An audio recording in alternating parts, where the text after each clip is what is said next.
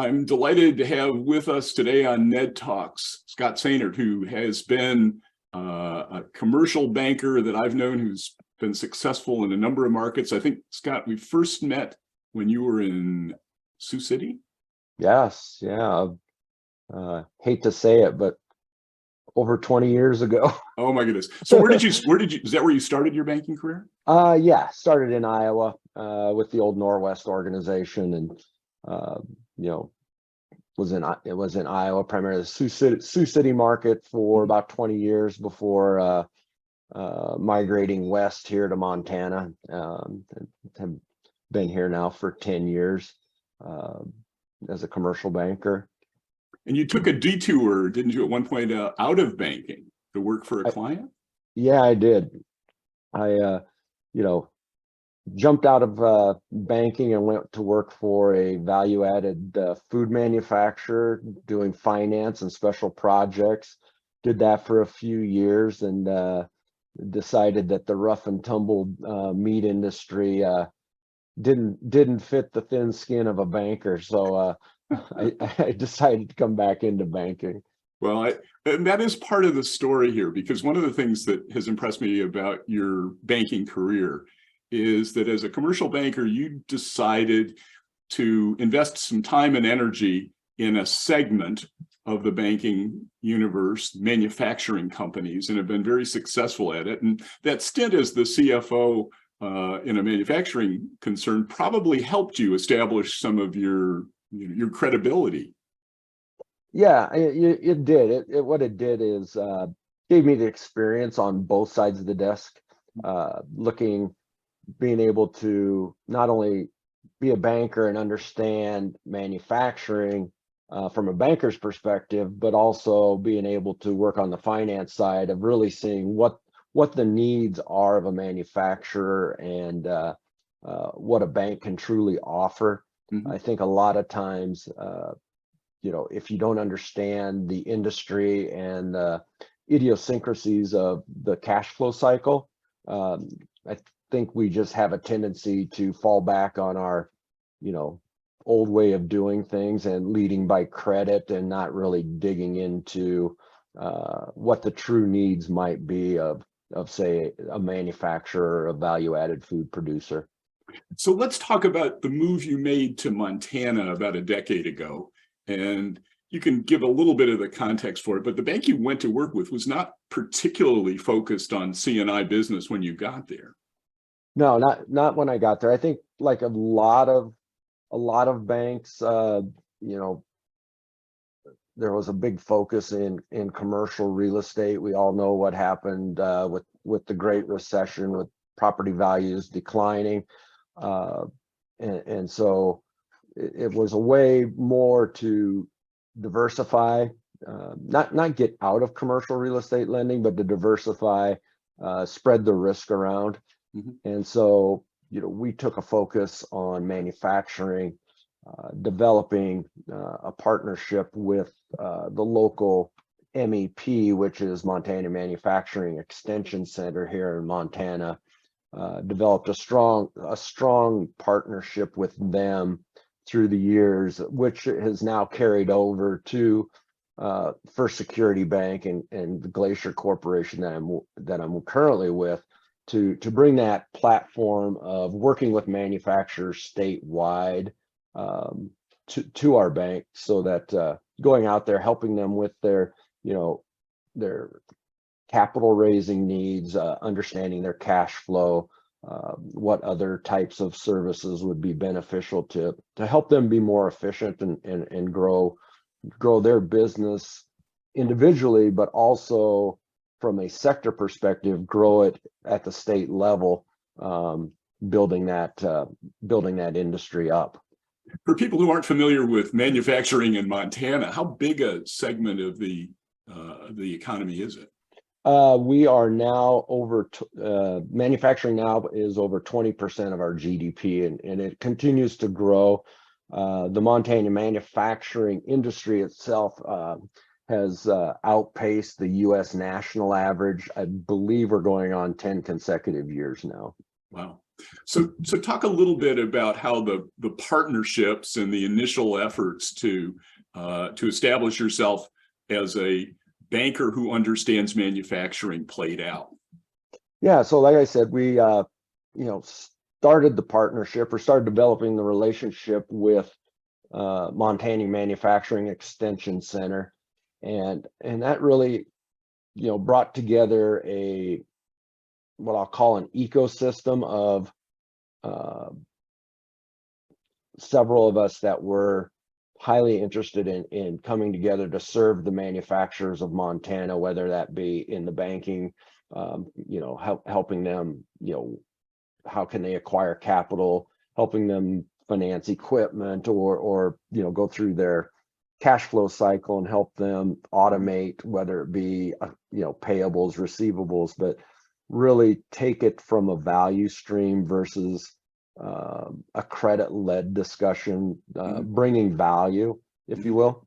So that's sort of the banker side of things. Who else was part of the ecosystem that you helped to build? Sure. So that would have been MMEC, which is the Manufacturing Extension Center, and then through that we also have the Montana Manufacturers Association, which, as my relationship with MMEC grew, I was asked to be on the board of the Montana Manufacturers Association, which I now chair at a state level, and work closely with the governor's office, Department of Commerce, helping get products and services that they might be offering out to manufacturers. Right now we're working on a low interest automation loan program through Department of Commerce, to where with a combination of bank debt and interest-free debt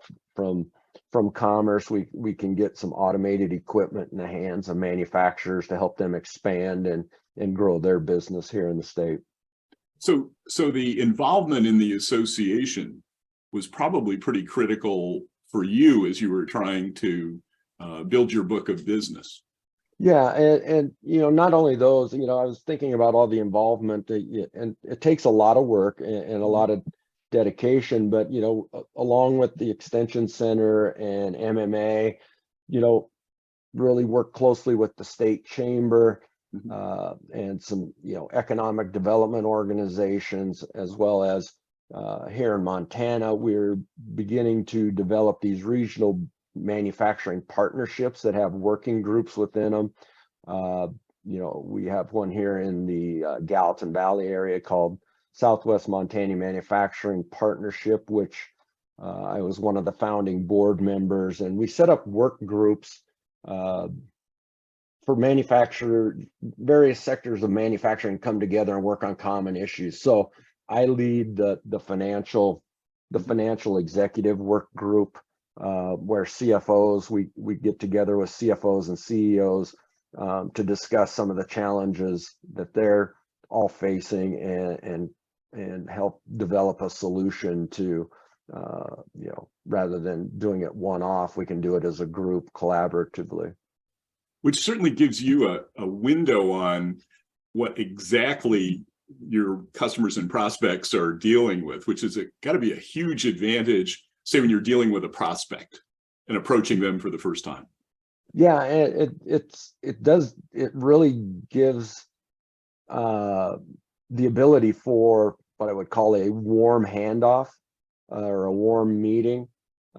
Being involved in all these different organizations, I've been able to get out and meet and tour a lot of manufacturers throughout the state. So it makes it advantageous when I pick up the phone, they know who I am, and it's a much easier conversation to go talk to them about their operation and then doing the cold call. So I'm guessing you don't make a lot of cold calls on manufacturing companies these days. I pretty much make none. Which is one of the advantages, right, of being known. And I think it's fair to say that, you're known as the banker to a lot of the manufacturing companies. I'm assuming you have some competition, but it's mostly internal, right? You have colleagues that are also doing this as well. Yeah, and a lot of it is like I said, it takes a lot of work, a lot of dedication, a commitment to personal development. So I've gone through the Society of Manufacturing Engineers Lean Bronze program and became Lean Bronze certified.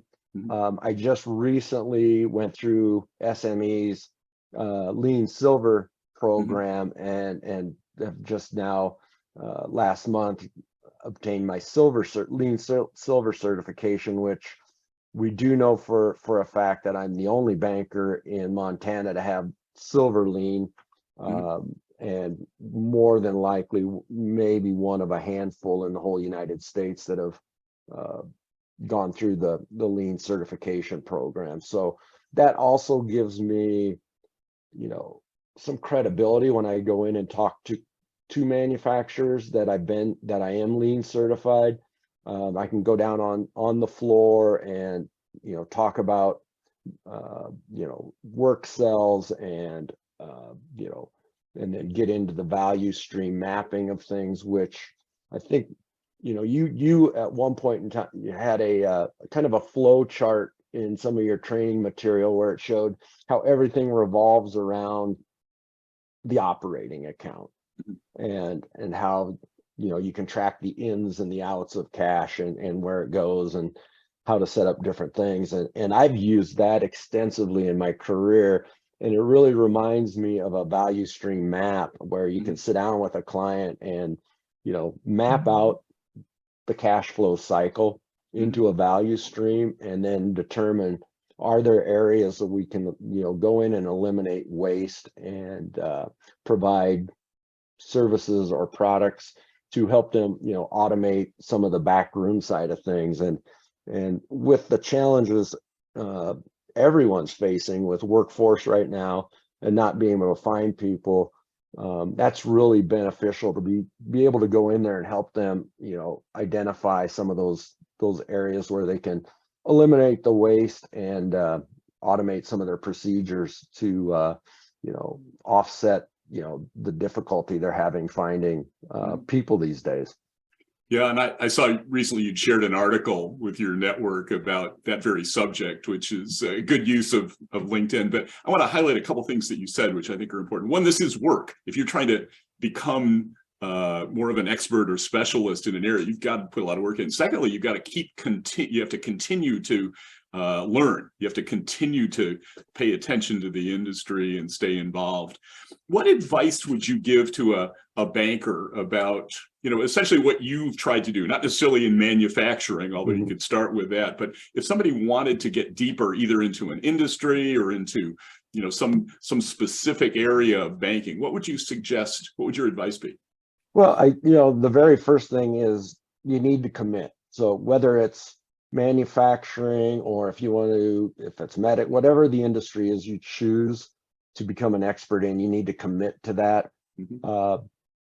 Get involved in the associations that are available, get to know the people, and always provide value. Don't join an association just to get the names, because that's it just doesn't work. You have to be involved, work your way into board level,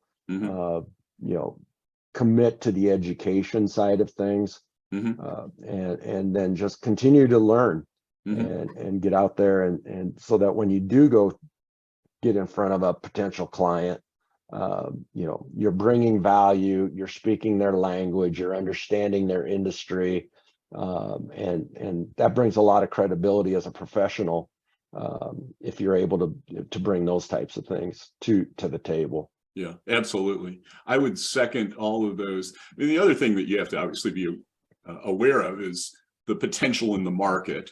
You want to be sure that there's enough critical mass to go ahead. You also have to be comfortable, and your bank has to be comfortable with the risks associated with that particular segment. But it is work, as you pointed out a couple of times. If you want to get into this, you have to be prepared to put the time and the energy in. You clearly have done that. I'm assuming that you don't consider yourself an overnight success in this, given that you've been at it for a while. Well, I think, it's a colleague and close friend of mine that I've worked closely with at the Manufacturing Extension Center for the past 7-8 years. We were joking because we've had a lot of things going on here in Montana in the last month, as you well know, as far as some publicity in the manufacturing sector. But he said, well, just look on the bright side. He said, it only took you 7 years to be a overnight success. And it does take a lot of work. And I also would say for senior management that's looking for, that diversification, you do have to be very patient. This is not a overnight call on a manufacturer and you get 100% of your business. I mean, there's going to be times, especially with larger companies, regardless of the industry, you're going to have to probably, have a face-to-face interaction with the decision makers, 12 to 15 times before you might even get a chance at any business. So it's a long-term play. It's not a flip the switch and everybody's going to come rushing in. Yeah. Good comments. Scott, as always, thank you very much for spending time here on this NedTalks, which I do think has a lot of application to commercial bankers who are trying to establish themselves as go-to people in their markets. I wish you all the success, continued success at First Security and Glacier.